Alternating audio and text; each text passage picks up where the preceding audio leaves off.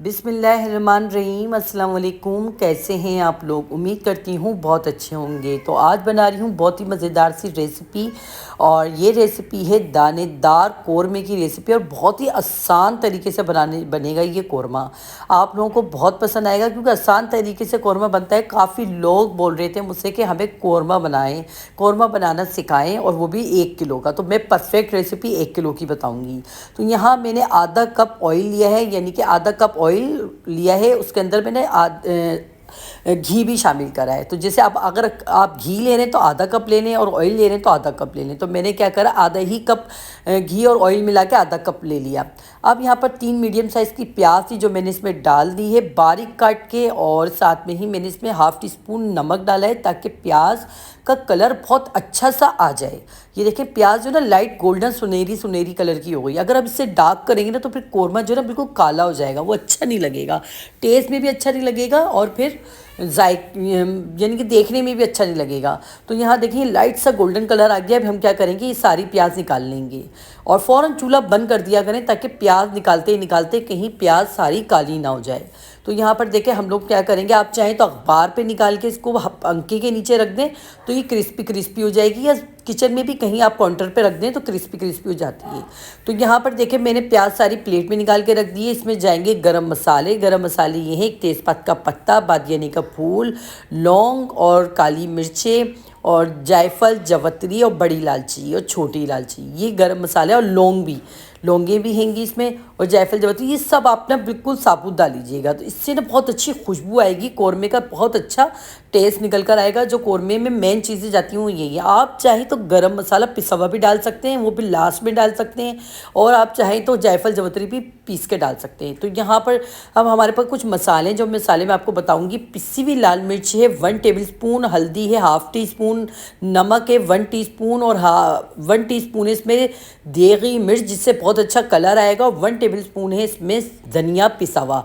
धनिया पिसा हुआ मैं बहुत ज़्यादा इस्तेमाल नहीं करती हूँ। आप लोग उमूमन देखते होंगे कि मेरे खानों में ज़्यादा धनिया इस्तेमाल नहीं होता, मैं बहुत कम इस्तेमाल करती हूँ। यहाँ पर देखें ऑयल में से प्याज निकाल दी थी हमने, और यहाँ पर गरम मसाला डाल दिया ताकि गरम मसाला अच्छे से खुशबू आ जाए, ऑयल जो है ना हमारा गरम मसाले वाला हो जाए। अब यहाँ पर डालेंगे बीफ, यानी कि गोश्त, बीफ का, गाय का गोश्त है ये, और इसको हमने अच्छे से फ्राई करना है। इसमें चर्बी भी है, हड्डी भी है, और गोश्त, यानी कि चर्बी और हड्डी के बगैर तो कौरमा अच्छा ही नहीं लगता। यानी कि जो आप बीफ पकाए ना, तो आप इसमें मटन में भी बना सकते हैं और चिकन में भी बना सकते हैं। मैंने इसको फ्राई करा, अच्छा सा फ्राई हो गया तो मैंने इसमें 1 चम्मच भर के टेबल स्पून, यानी कि बड़ा चम्मच टेबल स्पून भर के मैंने इसमें लहसुन अदरक का पेस्ट डाल दिया। फिर से मैं दोबारा फ्राई करूँगी।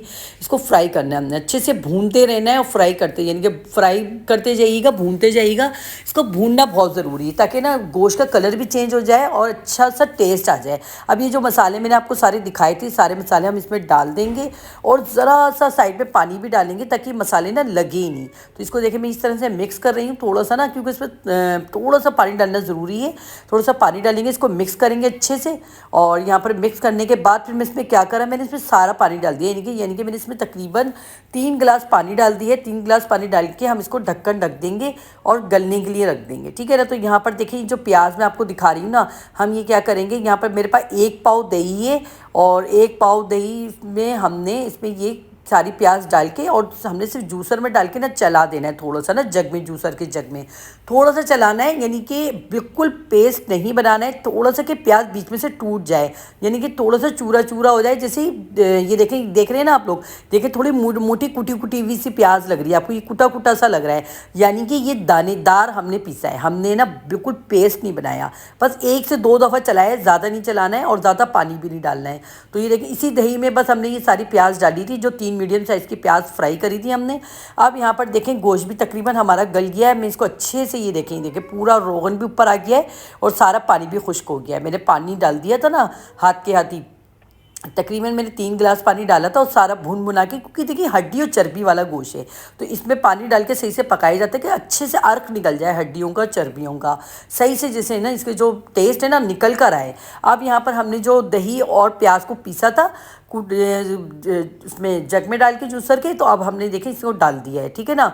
ये मिक्सर डाल दिया दही और प्याज का। अब हमें इसको भूनना है, बस अब हमने इसको भूनना है। जितना अच्छा हम भूनेंगे ना, ये बहुत अच्छा भूनता जाएगा और रोगन ऊपर आना शुरू हो जाएगा। तो देखें रोगन ऊपर आ गया। अब हम क्या करेंगे, इसके अंदर ये हमने 1 से 2 कतरे केवड़ा एसेंस डाल दिया है, ये देखें इस तरह से।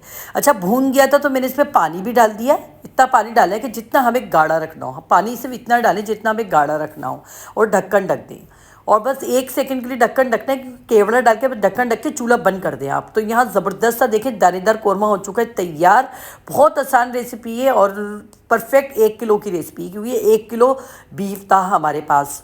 आप चिकन और मटन में भी बना सकते हैं। तो ज़बरदस्त सी रेसिपी के साथ आप इख्तिताम पे जा रही है वीडियो हमारी। तो मिलते हैं नेक्स्ट वीडियो में। जाते जाते वीडियो को शेयर कर दें, लाइक कर दें, कमेंट्स कर दें। जो न्यू है देखने वाले वो लाजमी सब्सक्राइब कर दें। मिलते हैं नेक्स्ट वीडियो में अच्छी सी रेसिपी के साथ। अल्लाह।